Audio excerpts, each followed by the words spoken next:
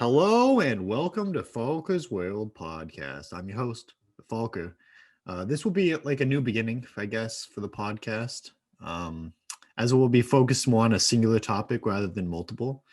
I felt like when I did a combination of like personal stuff, Star Wars and League, it just didn't like people wouldn't watch all the way through, even and they were pretty long. So I'm trying to cut back on the time maybe. This should be like maybe 40 minutes, I think, or probably less. Um, so yeah, this specific podcast is going to be all about Star Wars.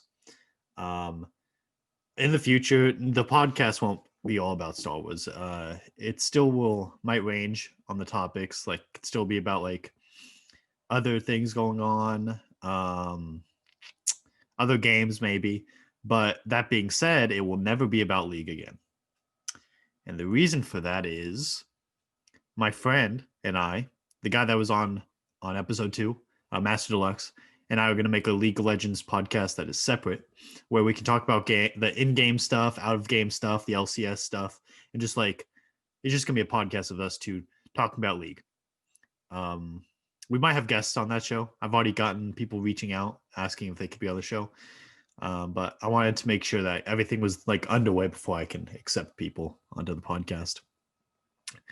In terms of like releasing these, I'm hopefully gonna post the League of Legends ones consistently on Friday, and this one hopefully Wednesday, every Wednesday. So the posting schedule will be Wednesday and Friday. That being said, let's get right into it. So the topic we're gonna cover is, of course, The Mandalorian, which is my favorite show right now. That being said, I was asked, or I probably should, be adding spoiler warnings. So if you're listening to this, massive spoilers ahead for chapter 13 of The Mandalorian, and do not listen to this section unless you don't watch The Mandalorian and are still interested. That being said, I will continue with my review, which technically is more of a summary, but I do give like my thoughts at the end of it. So, but I digress. The episode titled "The Jedi" opens with Ahsoka kicking ass, taking names of these humanoids. We don't know if they're human, but they're in like suits of armor. But she like approaches a city that's walled up, and a magistrate of the city. The city is Caledon on the planet of Corvus, as mentioned in I think it was the Highness episode, which was 2 episodes ago when we met Bo-Katan. Bo-Katan. Okay. And Ahsoka is asking for something from them, and the magistrate said they're going to start torturing and killing the civilians. And she's like, okay, you have 1 day until I come back. And Ahsoka's saying, like, you have 1 day and I'll be back, and you better give me what I want.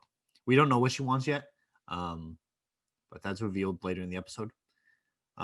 It cuts back to Mando and Baby Yoda, who are landing in the area close to the city, and Mando approaches the gates, and they like look at him, and he said that he's a bounty hunter, and then the hired gun, he doesn't have a name, says if he's from the guild, and Mando says, yeah, I hope so. I'm still in the guild, because he is, but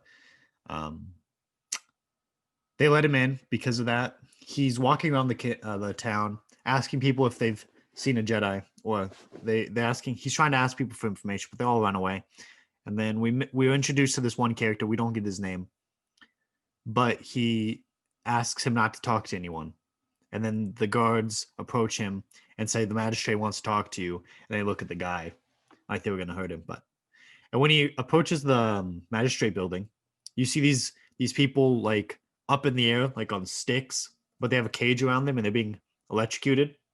This reminded me of a mission in Fallout New Vegas, where you approach like a building and these people are like hung up, like on like it. What I don't think they weren't crosses, but they were like hung up, and it reminded me of that because it's like the main building with people being tortured outside of it. But yeah, so the guards told Mando that the magistrate wants to talk to him. So he goes to meet the magistrate, and the magistrate is seen flexing a Beskar spear, which she offers to him if he's to kill the Jedi. Um, that's all he gets, and then he goes out, gets the coordinates, and he goes out to find her. There was a moment where the hired gun asked Mando what the hell is that, and he points at Baby Yoda, and Mando said he keeps it around for good luck. And then at this point, Mando sets out to for the hunt of Ahsoka, and he finds her, and they have a little duel. She jumps at him, he blocks her lightsaber with his Beskar armament, I guess, his arm guards, and he does a flamethrower. He shoots out his grappling thing that wraps around her, and then she jumps up. He cuts it off, and then they're at a standstill. And then he said, "Ahsoka Tano, Bo-Katan sent me. We need to talk." And then she looks up and sees Baby Yoda being cute on a stone, and I hope it's about him. It cuts off, and it cuts out, and she talks to Baby Yoda, and apparently they can communicate. She claimed to have they were reading their thoughts, even though Grogu does not speak. I don't know. It's English for us, but I don't know what they call it in Star Wars. It might still be English, but I doubt that. Although humans do exist, all the human people, like maybe not Mandalorians, but humans do exist in Star Wars. I think Mandalorians are humans. They're just Mandalorians because they're on the planet Mandalore. But yeah, that's fact actually. I don't know why. Yeah. So they rejoin, and then Mando rejoins with both of them, and then we learn more about Baby Yoda. Mando says, Ahsoka says, I can communicate. Grogu and I can read each other's thoughts, and then Mando's like, Grogu, and then Baby Yoda, or I guess Grogu, looks up and says, like he's happy. Whenever Mando says Grogu, Grogu gets happy because that's his name. It's cute because I don't think he's been called that in a long, long time. He apparently, for a note, he's older than Ahsoka. Ahsoka's like in her 40s at this point. Baby Grogu is the same exact age as Anakin Skywalker, then Darth Vader, then dead. But he should be they're the same age. They were both 50 about this time. Vader being dead, but still. Yeah, so apparently he was a Jedi. He was trained by many masters on the Jedi Temple of Coruscant. But before the Purge, a Jedi hit him. We don't know what Jedi. There was a couple. Jocasta knew, maybe. She was there, and she survived. It could have been Quinlan Voss, but we don't know. It might be doubtful. But yeah, we don't know who hit him, but someone took him away from the temple. Ahsoka says that she's only known one of his species before. She didn't know Yaddle, so she's referring to Yoda. And Grogu looks up, and there's like an unspoken word here, and she confirms to Grogu that Yoda is dead. Because at this point, it was after he had passed away from old age. Yeah. So after that, Mando says, "Can you train him?" And she's like, "We'll test him in the morning." She levitates a rock towards him, and he does not levitate it back. But when Mando does it, he gets the little ball thing from his ship, which has been seen in a couple episodes. Grogu loves playing with it. And so he asks the Grogu to take it, and he actually does. And then Ahsoka is like worried. She says that he's controlled by his fears, and that his connection to Mando enables his fears, which is the path to the dark side. So she says she's not going to train him. And then her and Mando have like a little thing where she says to he says that he'll help her with assaulting the village if she will promise that Grogu got the proper training. She's like she didn't agree, but they team up. It's revealed that the magistrate is um, a woman named Morgan Elsbeth, and that her people were massacred during the Clone Wars, and that she used her anger and stuff to build an industry where she would plummet worlds, such as the one that we're on, Corvus, the moon, I guess. Plummets the worlds and then builds for the Imperial fleet. She makes the Star Destroyers, or yeah, the starships. And so they team up. It's like just a bunch of like fighting at this point. We see a loaf cat, which is indicative of Ezra, which might be interesting. He might be coming to the show, but I'll talk about that later. So they team up. Ahsoka goes fights the magistrate in a one-on-one. She's very skilled with her Beskar spear, but Ahsoka ultimately wins, and she asks, "Where is your master? Where is Grand Admiral Thrawn? Grand Admiral Thrawn, who is a character I love." But well, let's finish the episode and I'll talk about that. So she won. We don't know what happened to her. The magistrate might be dead, but she might have escaped, or Ahsoka might have let her go. Ahsoka is not one to kill like that, I do not believe, as she was a Jedi, and her lightsaber color being white is a symbol of pureness. We also see her owl, Moria, a couple times in the episode, just chilling. That Moria being the owl that followed her ever since the Mortis, yeah. So when she met the brother, the sister, and the father, and Ahsoka almost died, and the mother, the sister fused with her, like brought her back to life for her life. So I don't know if that made sense, but that's what happened. But yeah. So after that, Ahsoka gives Mando the Beskar spear, and she's like, "Where's the little one?" And then he left her on the ship. He went to go get him, but they're like have a father-son moment, I guess. And then she says, "I cannot train him. He views you as a father to he views you as his father or a father figure." And Mando said, "You promised." It's like his attachment to you enables his fears and his weaknesses. But she said that, so she sends him off to another mission, I guess, to go to Tython, which has a Jedi temple. In older games, that's like the used to be where the Jedi originated from, such as like Star Wars: The Old Republic. You started, if you were a Jedi, you started on Tython, which is just like where that would start. After that, he says that he has to meditate on a seeing stone on top of the mountain, and then he'll choose his own path. So he can reach out in the Force for people to join or not. Now, I want to like cover issues people had with this episode, right? Well, the show in general, like where it's going.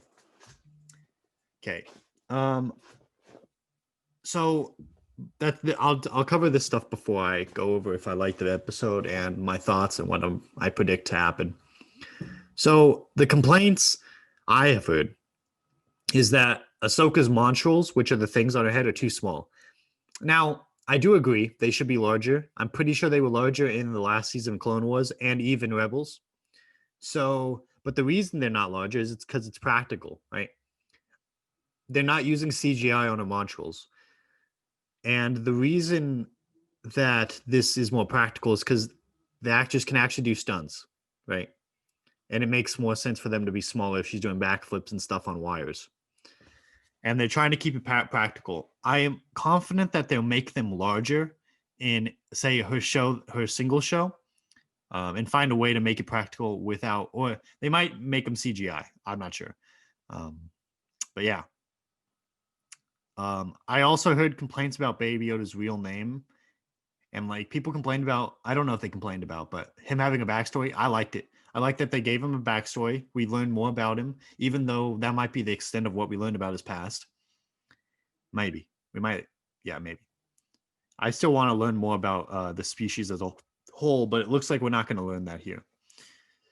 But yeah, so that is a complaint I have, is we might not learn about his species as a whole. But I'm glad that we got more background about Grogu, and people complained about his name being Grogu. I don't know why. Like, what do they expect? Joe? What kind of name did they expect? Did they just not want him to have a name? I mean, he had a name. He wasn't just named the child, right? So I like that they give him a name, and it's fitting of his species, even though I might have preferred like a one with a Y, so you can keep up with the tradition of Yoda and Yaddle, but it's fine. I like Grogu. It's a cute name for it's a good name for him, for Baby Yoda, I guess, the child. Um, I also have seen people complain about how the story is like paced. He would like get a mission, go to place, get a side quest, help people, then get another mission. I feel like that's indicative. That's like commonplace for a bounty hunter, right? He's still a bounty hunter, right? And he's still, yeah. So he's still, and plus, after the Empire fell, there's like no law and order in the galaxy, right? Like there's still the New Republic, but they're not like mainstream and like widespread. So there's still a lot of chaos in the universe at this point. So why he's gonna help, right? He's gonna help get money, stuff like that, and like get leads. It makes sense because he's a bounty hunter and that's like his job, right? So I think it's good. It's like a video game almost in that aspect. And they pull a lot of like I think references from video games, which is cool. But I like it. I mean, sometimes it gets annoying. Like every other episode seems like filler, but it does like the last episode wasn't filler. It got us. We got more information about things. Wait, yeah, yeah, yeah. Okay, yeah. So like, even though that they're filler episodes, they still like get us somewhere, and they further someone else's story. Um, except the second episode of the season. Where he's on the ice planet. That didn't really further anything. That was just full filler. I guess it furthered his relationship with the New Republic, but yeah, no, that was a full filler episode. No like progressing of the plot in my mind, but that's okay. If there's a few of those, every show has them, right? Okay, so I guess I'll talk about the episode as overall, right? So I think the episode is enjoyable. It was really nice seeing Ahsoka in live action. She was my childhood. I grew up with the Clone Wars. Like that was like when I was in middle school and elementary school and high school, I think. Maybe not high school. But yeah, so I liked seeing it. I like seeing her in action with her white sabers.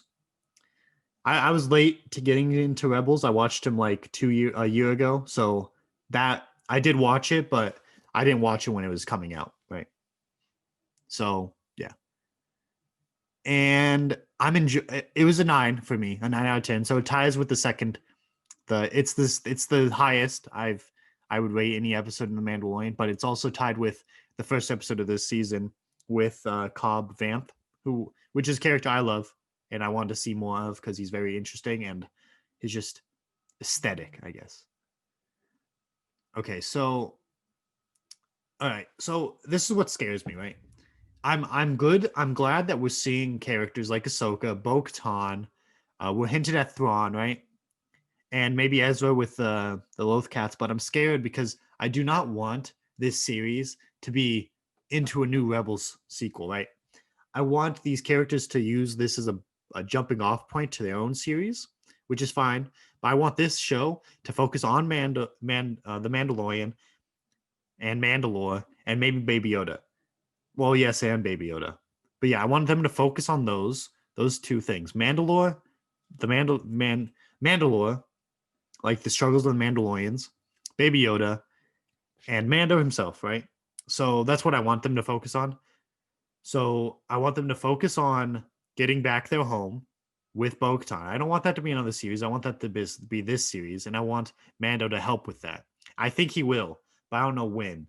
See, they have a common enemy, right? So they both don't like Moff Gideon. And at this point, Mando thought he was dead, but last episode, I'm pretty sure he revealed that he wasn't. Plus, there's a tracker on his ship, right? So obviously Moff Gideon is planning something. So we have 3 episodes left in the season, right? So we're gonna have to see him, right? If they do what they did last season, right? The last 2 episodes are connected. Like they're just one big episode, but it spans 2. So we have 1 episode that's gonna be filler, right? And I think, if I had to guess, I'm pretty sure, if anyone remembers the prison episode where Mando is like tasked with like breaking into a place and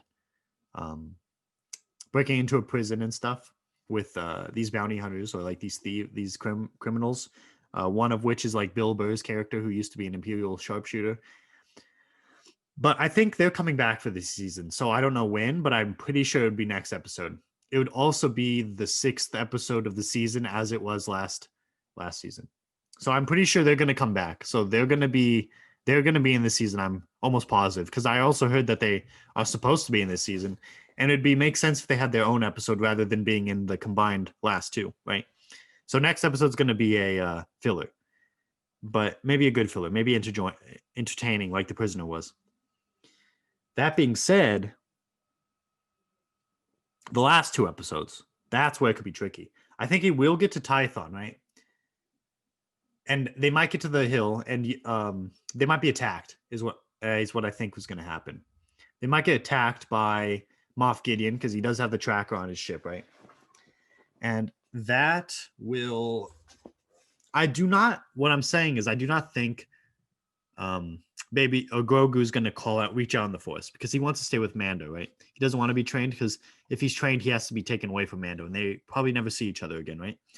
Unless the Jedi who takes him is Quinlan Vos. The reason I say that is because he's pretty unorthodox, and I think he would be a good character to add to the group, I guess. So it would be 3 of them instead of... So it would be, this is what I want to see happen. It would be Mando, Baby Yoda, or Grogu, and Quinlan Vos, while Quinlan Vos is Baby Yoda, Grogu's teacher. And yeah, that would be cool. I don't think that's going to happen. It'd be cool. It'd be more like it would be cool. But I don't think it's going to happen. Because Quinlan Vos is probably old at this point. He'd be... I think he'd be around his 60s or something. Because he was about the same age as Obi-Wan in the prequels during the Clone Wars. So I don't see it happening.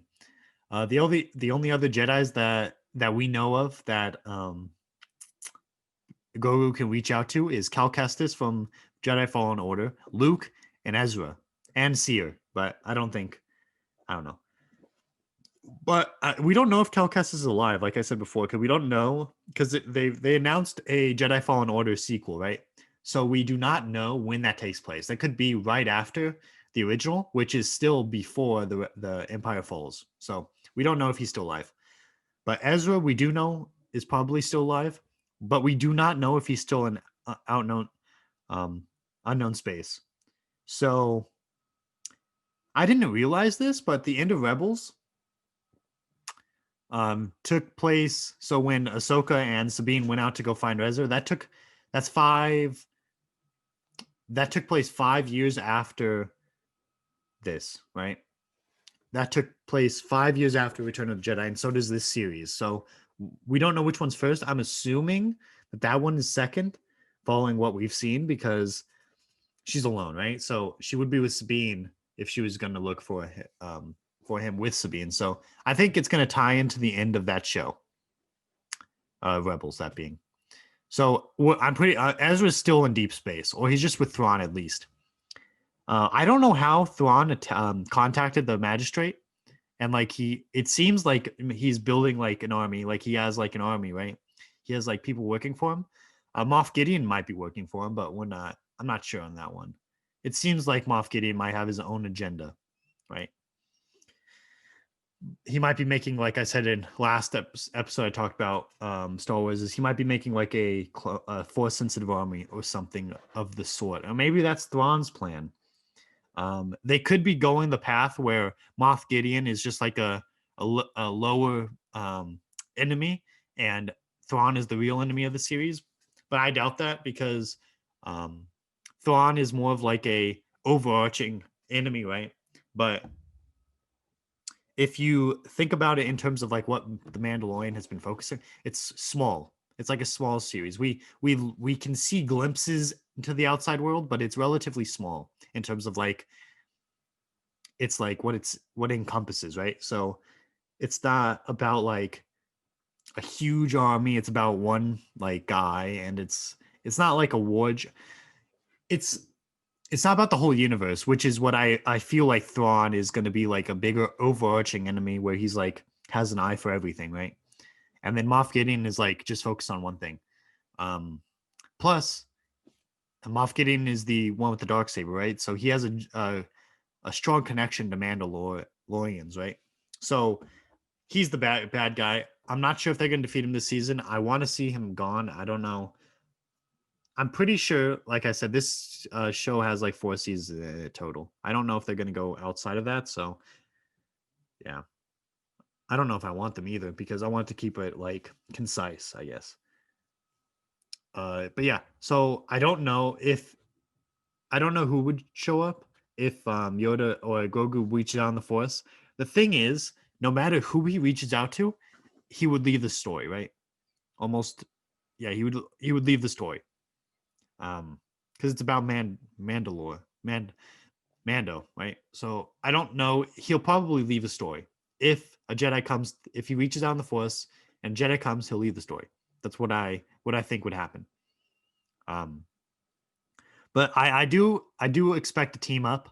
So I'm expecting Cobb Vanth to show up again, Bo-Katan, and the Gain from Navarro. I expect them to show up again and fight Moff Gideon. I do not know. It's going to be at the end of the season. I don't know if all of those people will be there, but we're going to see at least a couple of them back.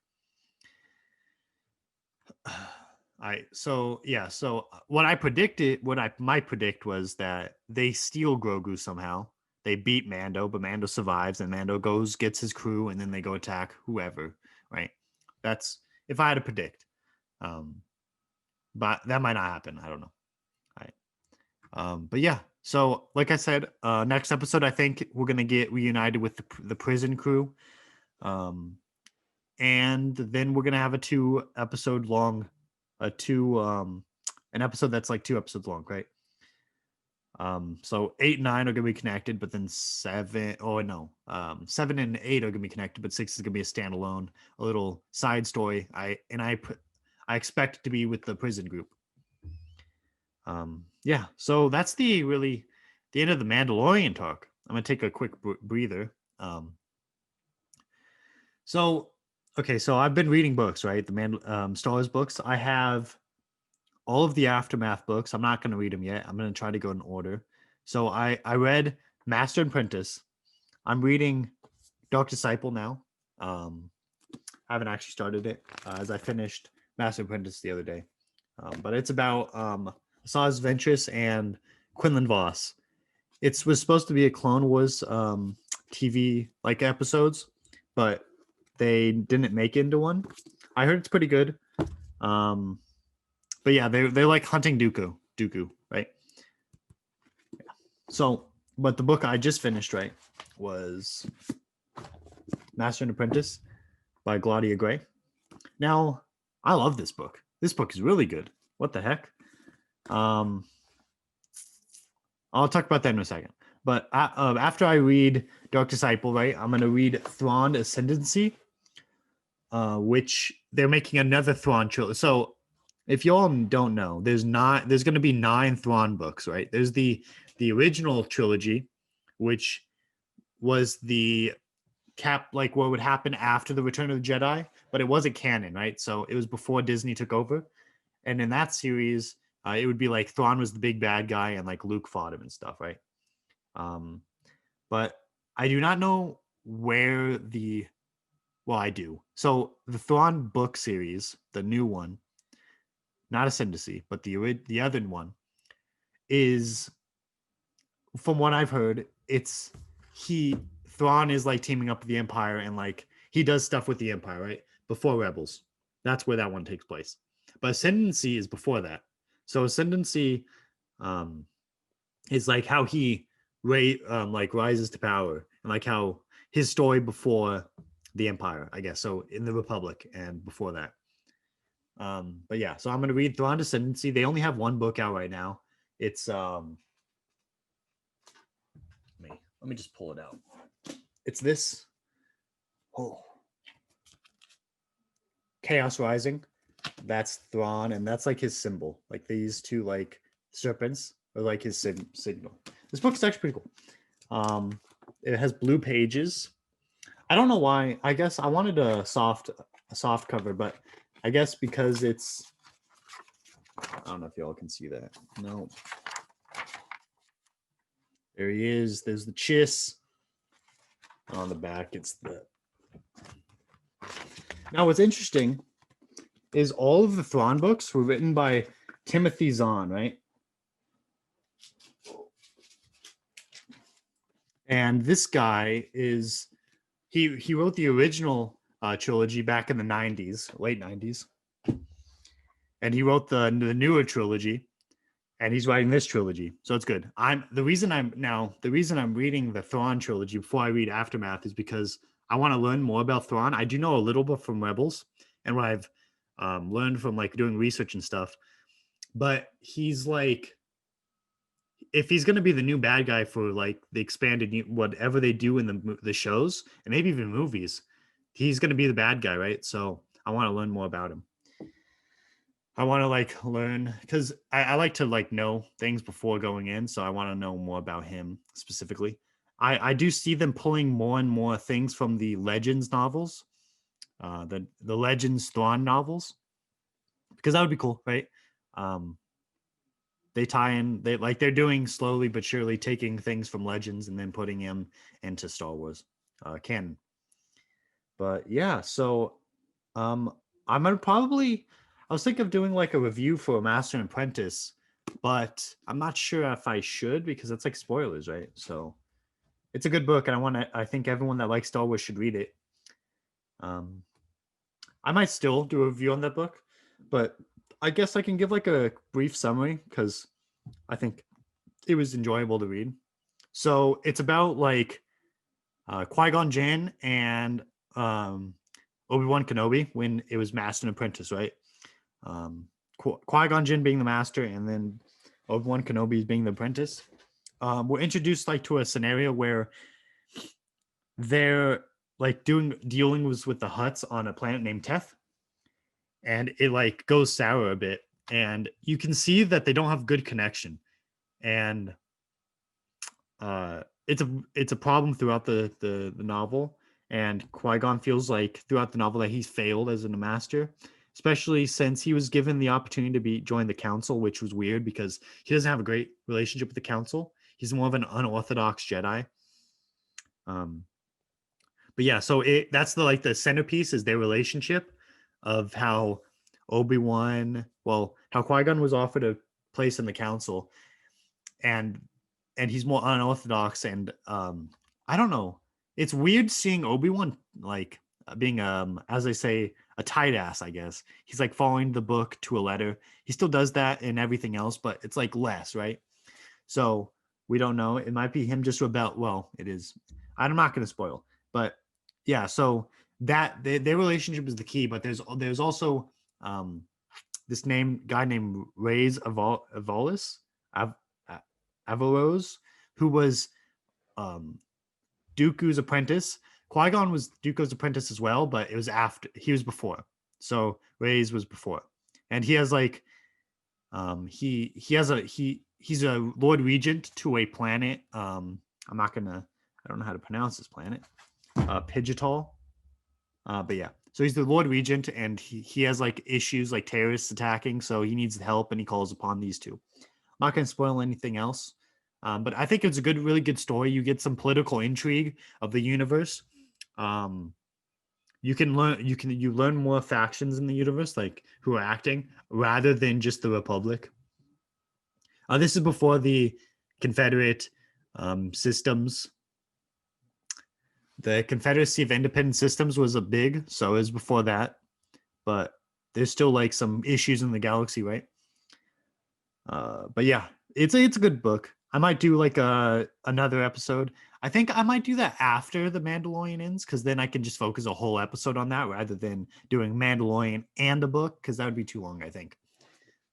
But yeah, so hopefully I still remember most of what happens. Because by that point I'm probably going to be have read Dark Disciple by Christy Golden. And then after that, I'm going to go right into Thrawn Ascendancy, which will be fine. And then after that, I'll read the Thrawn trilogy if I get it, or the Aftermath trilogy, because I have the whole Aftermath trilogy, right? So, yeah. But that's the plan, is to keep reading these Star Wars novels. I think they're really good. I'm excited for next year, so 2021, when they release the High Republic books, as well as a continuation to Thrawn Ascendancy, which I can't wait until High Republic, because that's like almost Old Republic, not quite, but we can read about Yoda being a teenager, I guess, way younger, because it's set like I think 500 years is what I read, so it's maybe not 500. It's well before the Republic, well before the Skywalker saga, right? So I'm excited, and if anyone's seen the art, I might pull it up right now, but it's beautiful. Like what it shows some promise, right? I can't wait. But yeah, so I guess that's it. If I was to close it off, I would, if y'all like Star Wars, I would recommend you read Master and Apprentice, right? As a starting off point, because it's like, yeah, so you should read it. I'm trying to go in chronological order. I might start watching the movies in between. So if I was to do that, though, I'd watch Phantom Menace right after I read Master and Apprentice. And then I would watch the Clone Wars. Attack the Clones. Watch all the Clone Wars. And then in between the Clone Wars, I would read Dark Disciple. And then I would... and also I'd be reading Thrawn Ascendancy, because that happened during that time. That might be after Phantom Menace, actually. But yeah, so I'd be reading those, and then right after Revenge of the Sith, I'd go into the Thrawn trilogy, the canon one, and then I'd watch A New Hope and those movies to Return of the Jedi, and then after that, I would read the Aftermath books. I'm sorry, I misspoke. I would read the Thrawn trilogy, watch Rebels, watch Rogue One, and Solo, but Solo first. It would be Thrawn trilogy, Rebels, and Solo about the same time. Rogue One, A New Hope, the Empire Strikes Back, and then Return of the Jedi, and then I would read the Aftermath books and watch Mandalorian. But after that, I don't know if there's any more books. There's some other books in that time period, but I don't know them by heart. I think Alphabet Squadron is one of them, which I don't know if I'm going to read, but it looks interesting. And then I would watch the sequel movies if I was going in order. But yeah, so that's it. I'll keep you all updated on the books and how the Mandalorian is going. This might be just a Star Wars podcast until Mandalorian's done, honestly. Because if I watch an episode a week, right, I do a review, small summary, then give my thoughts of the episode, that would be the week, right? And then I'd give some book information about what I read. But yeah, so that concludes the episode. New beginnings for the channel, I guess. New beginnings for the podcast, because it's going to be more focused. But I hope you all enjoyed, and nerd on.